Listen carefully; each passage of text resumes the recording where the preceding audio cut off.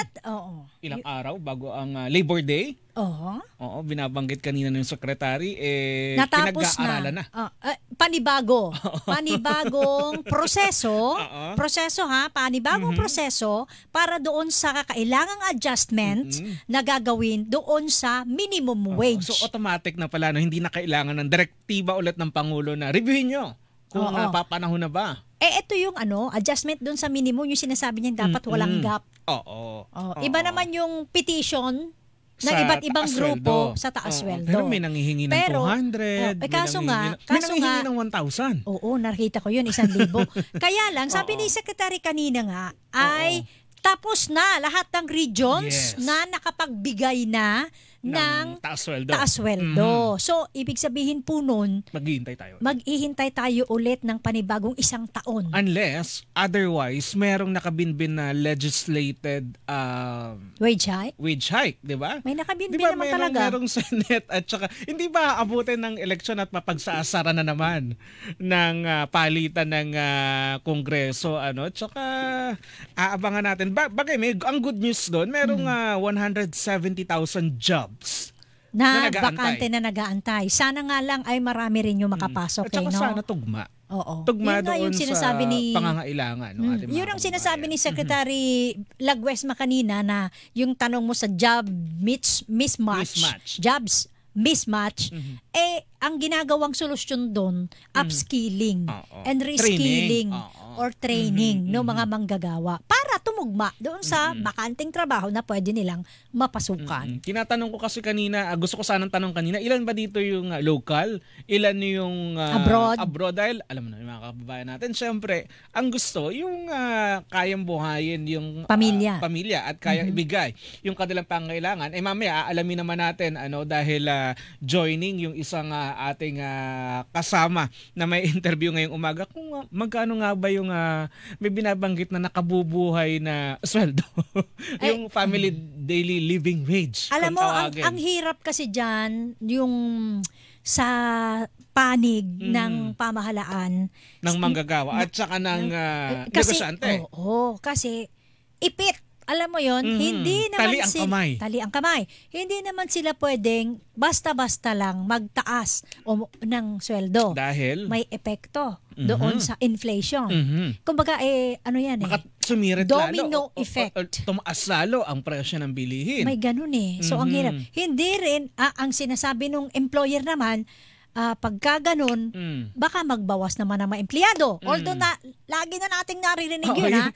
Pag may binabanggit na magtataas ang sweldo, ang unang sasabihin, naku, maraming mawawalan ng trabaho. Parang naging excuse na lang yun. Parang ilang beses na tayo nagtaas ang sweldo, parang hindi naman nangyari yung...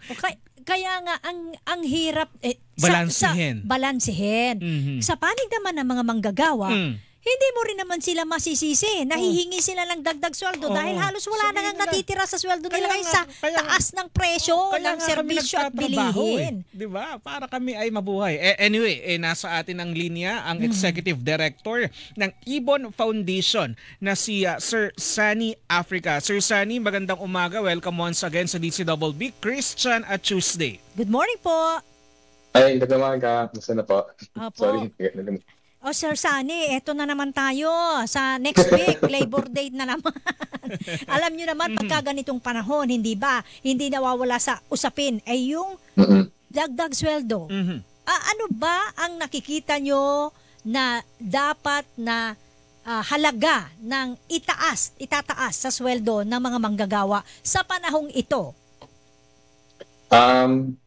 Kung average sa buong bansa, kailangan sa totoo lang, 755 pesos ang kinakailangan ng dagdag sahod. Kasi sa ngayon, iba-iba kasi mga regional minimum wages natin. Pinakamalaki syempre dito sa Metro Manila, 645.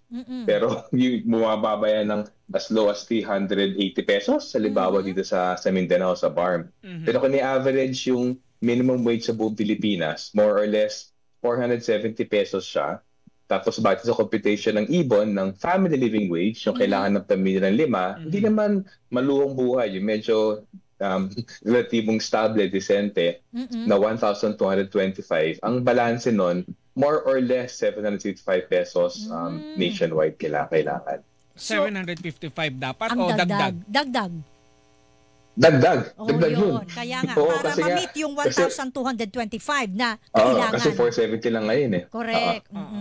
Ang tanong natin dyan, Sir Sunny, Kaya itong ba? 775 na ito, 775, ay, ang tawag nito, kakayanin ba? Kung sa tingin nyo, yung mga employer na maibigay ito?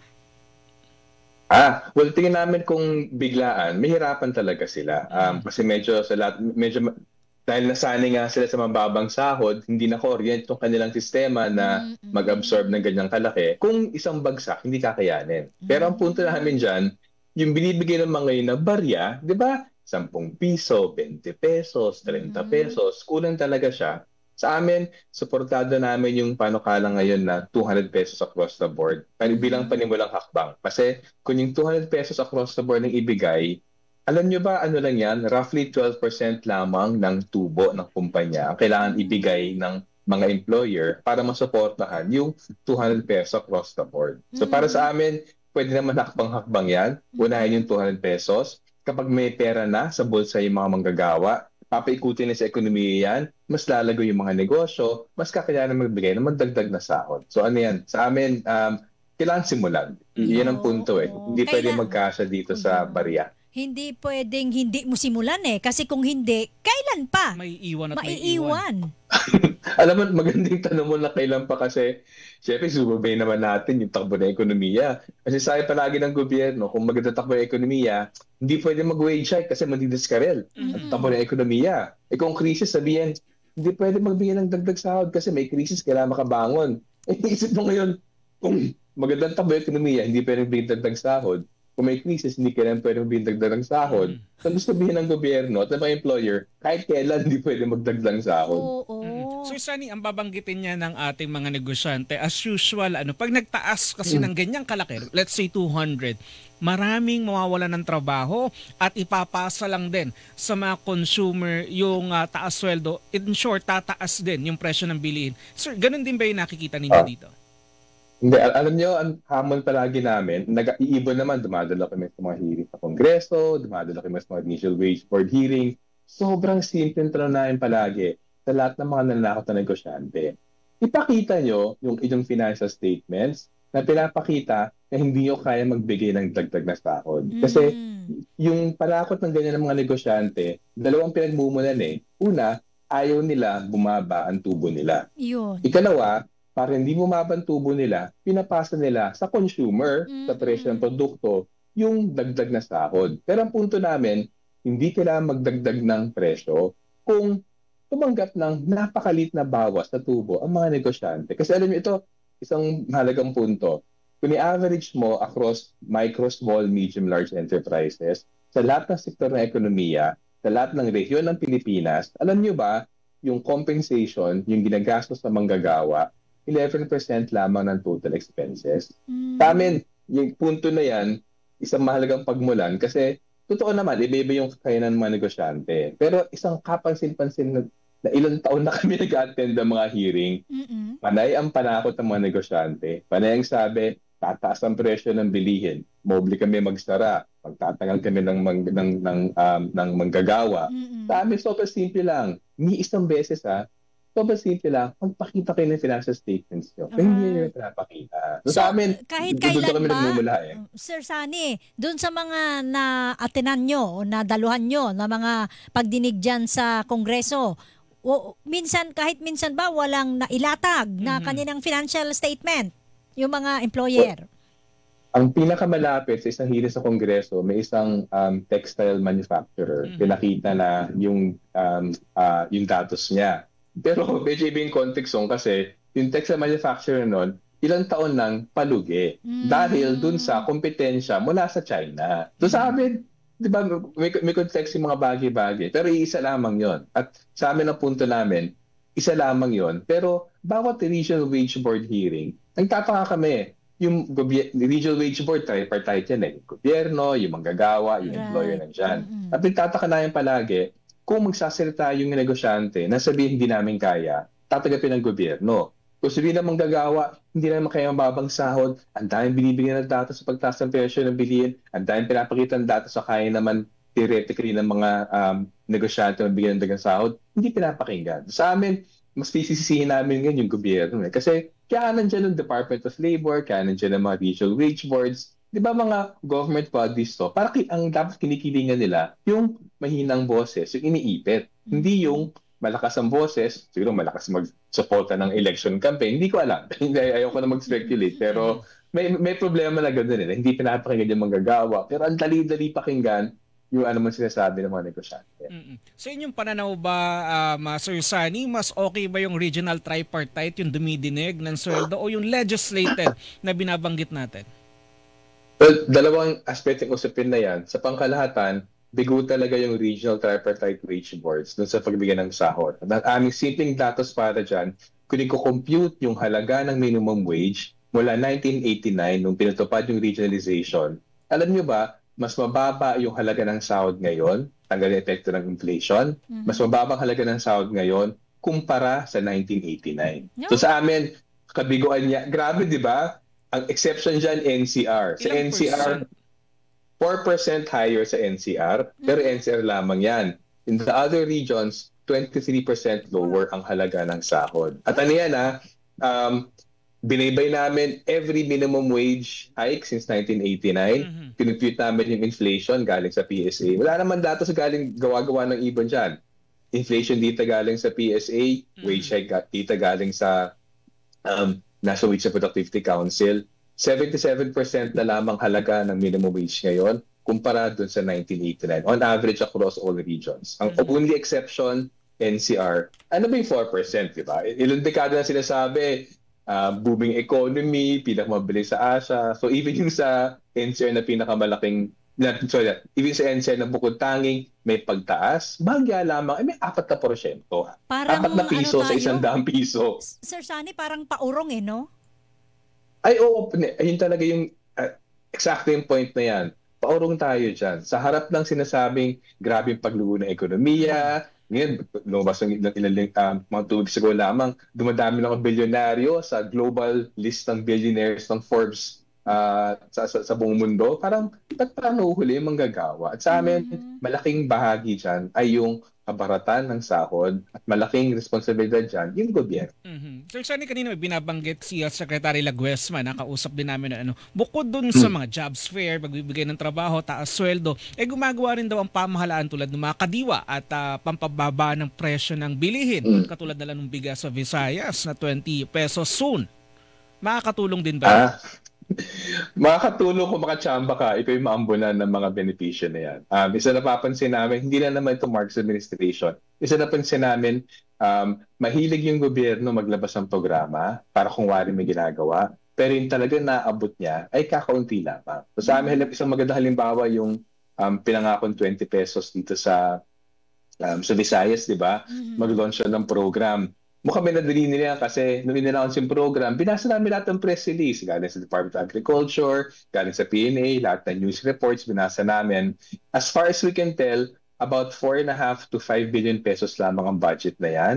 Kung totoong ganyan kalit lamang yung budget na yan, matutulungan lamang niya yung ilang may hirap sa Visayas. I think 1 million, more or less 900,000 ang kwenta ng DSWD ang hirap sa Visayas. Matutulungan lamang yung 900,000 na yan for about 10 months, for 20 pesos. Pero ang problema, sa buong Pilipinas, yung Bangko Sentral, pinakita 20 million na pamilyang Pilipino, walang savings. Kumbaga, napaka-vulnerable sa pagpataas ng presyo ng bilihin. So sa amin, ang kailangan tulungan, hindi lamang yung iilan na mahirap sa Visayas at hindi lang na panandalian. Kailangan tulungan yung milyon-milyon pamilyang Pilipino na kulang ang kita kasi walang savings. 20 million families walang savings. At kailangan, hindi panandalian lamang. Kailangan tuloy-tuloy yung pagbagsak ng presyo ng pagkain, lalo na yung bigas. Sabi naman ni Presidente, Sir Sunny, ano lang naman ito, pilot implementation pa lang. Initial sa Visayas.